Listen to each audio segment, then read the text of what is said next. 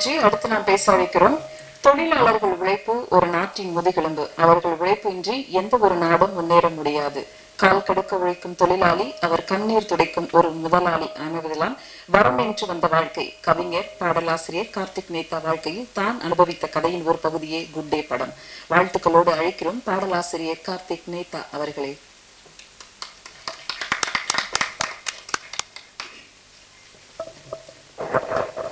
ரொம்ப நன்றிங்கக்கா.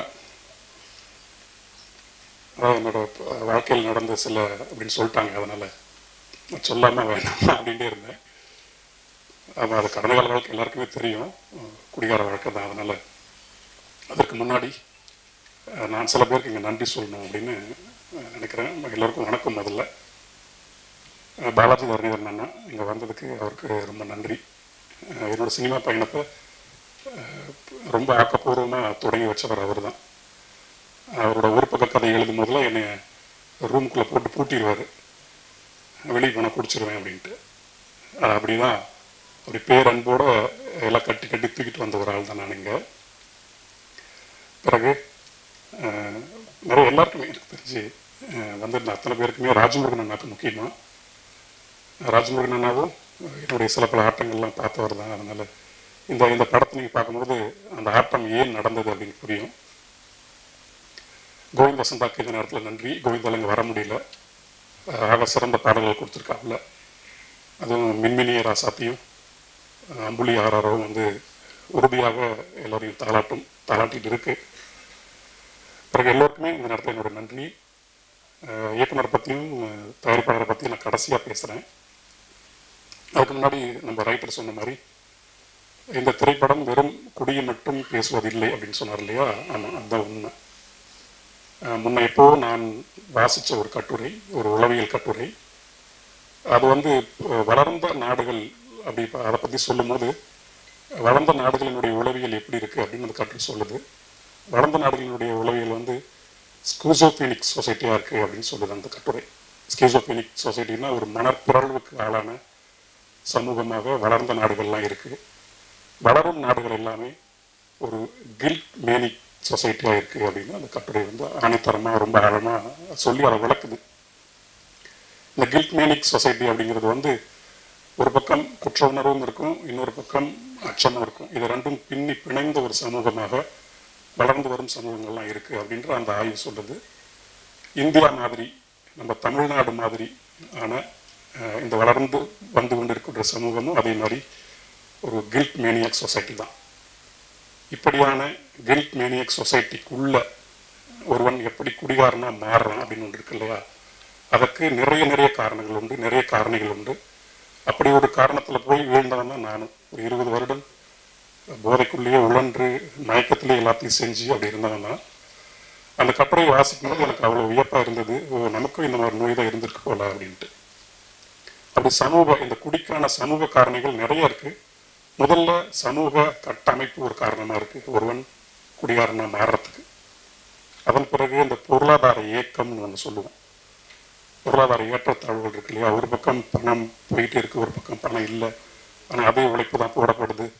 ஆனால் வரலங்கும் போது கிடைக்கக்கூடிய அந்த ஏக்கம், அந்த ஏக்கத்தை வெளிப்படுத்த முடியாமல் செயல்படுத்த முடியாமல் இருக்கக்கூடிய அந்த ஆற்றாமை, அந்த இயலாமை, இது எல்லாமே டபாலும் தள்ளி கொண்டு போய் போதை பக்கம் விட்டுரும்.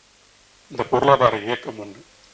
பிறகு நான் வாழக்கூடிய இந்த சமூகத்திற்குள்ள, இந்த நவீன சமூகத்துக்குள்ள அந்நியமாக நம்ம ஆயிடணும். ஏதாவது ஒரு வகையில் ஒரு எலிமினேட்டிங் பண்ணப்படுறோம். அது ஒரு பெரிய காரணமாக இருக்குது ஒருவன் போதைக்குள்ள ரொம்ப சுலபமாக போகிறதுக்கு. அதன் பிறகு அந்த தந்தையின் அந்த மேலாதிக்கம் ஒன்று இருக்கு இல்லையா? சின்ன குழந்தையிலிருந்து ஒரு தாயினுடைய மேலாதிக்கம் ஒரு குழந்தையை வளர்ந்த பிறகு ரொம்ப ஈஸியாக கொண்டு போய் குடிக்குள்ள விட்டுரும். அதே மாதிரி தான் தாயினுடைய மேலாதிக்கமும் ரொம்ப டாமினேட் பண்ணிகிட்டே இருக்கும்போது இல்லையா? அந்த குழந்தை சின்ன வயசில் தெரியாமல் இருந்தாலும் ஒரு கட்டத்துக்கு மேலே போதைக்குள்ளே போய் ரொம்ப ஈஸியாக விழுந்துருது. அப்படி வீழ்த்தப்பட்டவன் தான் நானும் ஒருத்தன். இப்படி நிறைய காரணங்கள் இருக்குது. அகக்காரணங்களாக நிறைய இருக்குது. இப்போ நான் சொன்னதெல்லாம் புறக்காரணங்களாக இருக்குது. புறக்காரணங்கள் இன்னும் நிறையா இருக்குது. நம்முடைய அந்த மத மேலாதிக்கம், சாதிய படிநிலைகள், இந்த ஒடுக்கப்படுதல், புறக்கணிக்கப்படுதல், இப்படி ஊருப்பட்ட காரணம் இருக்குது ஒருத்தர் குடிகாரன் ஆகிறதுக்கு. சும்மா இதை குடிச்சிட்டான் அப்படி இல்லை. குடிங்கிறது தப்பாக இருந்தாலுமே அதற்கு பின்னால் இவ்வளோ பேருடைய பங்கு இருக்குது ஒரு தனி மனிதன் குடிகாரன் ஆகிறதுக்கு. அகக்காரணங்களாக நிறைய இருக்குது. தனிமை உணர்வுங்கிறது ஒன்று உலகம் முழுக்க இன்னைக்கு இருக்கக்கூடிய இந்த கான்டெம்பரரி வேர்ல்டில் நம்ம சொல்லக்கூடிய இந்த போஸ்ட் மாடர்ன் யுகத்தில் சலிப்புணர்வு போர்டம் சொல்கிறோம் இல்லையா, அது இன்னைக்கு பெருகிட்டு இருக்கு. இன்னைக்கு எல்லாருமே நம்ம போதை நோக்கி ஓடிட்டு இருக்கிறதுக்கு மிகப்பெரிய காரணம் இந்த சலிப்புணர்வை எதிர்கொள்ள முடியாமல் இருக்கிறது தான் அப்படிங்கிறது இன்னைக்கு ஆய்வுகள்லாம் சொல்லும் போது காலகாலமாக இதான் இருந்துகிட்டு இருக்கு போல. இப்படி ஏதோ ஒரு காரணம் இருந்தால் ஒருத்தர் குடிக்குள்ள தள்ளிக்கிட்டே இருக்கு. இது ஒன்று. அதே மாதிரியான தனிமை உணர்வு ஒன்று. அப்புறம் வேக்கம் உணர்வுன்னு ஒன்று இருக்கு. அந்த வெறுமை உணர்வு அது காலகாலமாக இருக்கு, இந்த காலத்தில் ரொம்ப அதிகமாக இருக்கு. அன்னோன் வேக்கம்னு சொல்லுவாங்க. அதை ஏன் அப்படி திடீர்னு ஒருத்தர் குடிக்க போயிடுவான், நல்லா தான் இருப்பான், திடீர்னு போதைக்குள்ளே போயிடுவான், ஏன் காரணம் கேட்டால் அவனுக்கும் தெரியாது.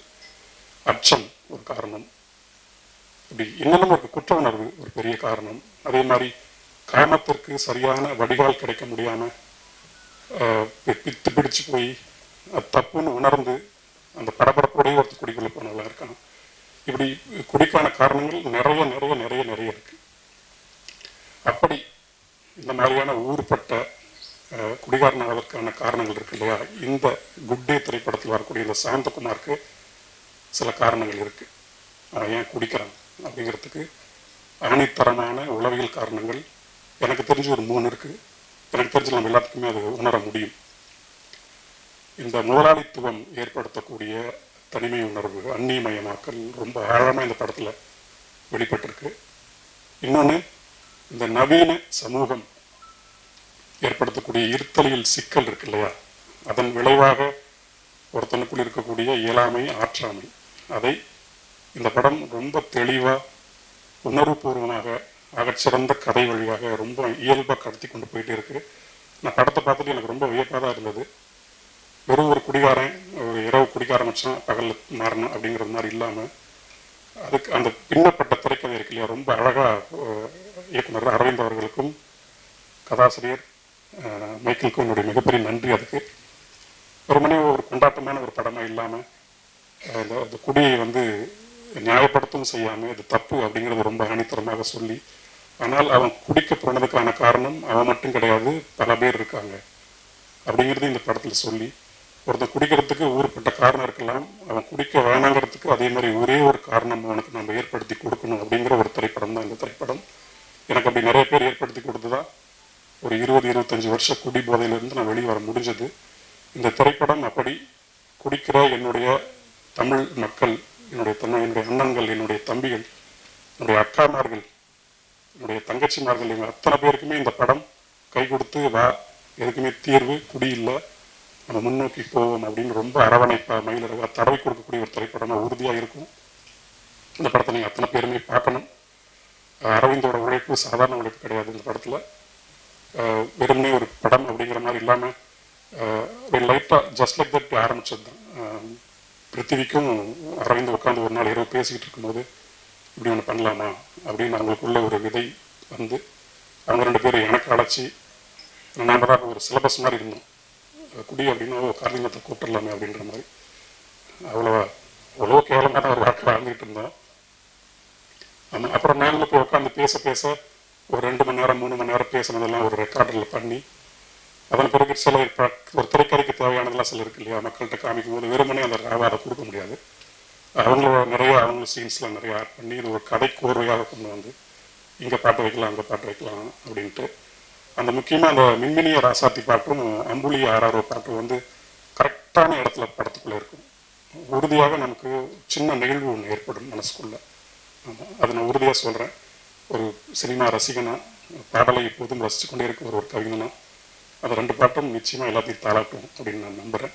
இந்த படத்தில் வேலை செஞ்ச அத்தனை பேருக்குமே என்னுடைய மனப்பூர்வமான நன்றி. ஏன்னா அந்த நண்பர் சொன்ன மாதிரி ஒரு 3 வருடம் படம் நிற்கும் நடக்கும் அப்படிதான் இருந்தது. அதெல்லாம் மீறி இந்த படம் பார்க்கும்போது மனசுக்கு ரொம்ப நிறைவாக இருக்குது. இந்த மாதிரியான நிறைய படங்கள் பண்ணணும் அப்படின்னு எங்களுக்கு தோணுது. இந்த பெரிய கதை இது ஒரு நாள் இரவு நடக்கிறதுனால அந்த இரவுக்குள்ளே என்ன அமைக்க முடியுமோ அது மட்டும்தான் இருக்குது. இந்த படம் வெற்றி அடைந்து பொருளாதார ரீதியாக தயாரிப்பாளர் நல்ல என்ன வளம் அடைஞ்சாருன்னா இன்னும் 2 பாட்டு இருக்குது இதோடது. அவன் ஏன் குடிகாரன் ஆனா அப்படிங்கிறது ஒன்று இருக்குது. குடியை விடுவதற்காக அவன் எடுத்த முயற்சிகள்லாம் என்ன அப்படிங்கிறது ஒரு பாட்டாக வரணும்னு விருப்பப்படுறோம். அது இதோட வெற்றி தான் தீர்மானிக்கும். அதனால் அத்தனை பேருக்குமே ரொம்ப நன்றி. இந்த நேரத்தில் அந்த ட்ரைலர் கட்ஸ் பண்ணியிருந்தாங்க, சூப்பராக பண்ணியிருந்தாங்க, ரொம்ப அழகாக. அந்த லியோன் அண்ட் டார்வின் அவங்க 2 பேருக்குமே மியூசிக் போட்டிருந்தாங்க. அவங்க ட்ரைலருக்கு டீசருக்கெல்லாம் ரொம்ப புது சவுண்டாக இருந்தது. லியோன் அண்ட் டார்வினுக்கும் என்னுடைய மனப்பூர்வமான வாழ்த்துக்கள், நன்றி. ராஜமுருகண்ணா இந்த மேடையில் வந்து எங்களுக்காக இருந்து இதை நிறைய முன்னெடுத்து கொடுத்தவர் அவர் தான். இது இப்படிலாம் போகலாம் அப்படிலாம் போகலான்னு ஒரு வழிகாட்டியாக இருந்து முன்னெடுத்து கொடுத்தவர்.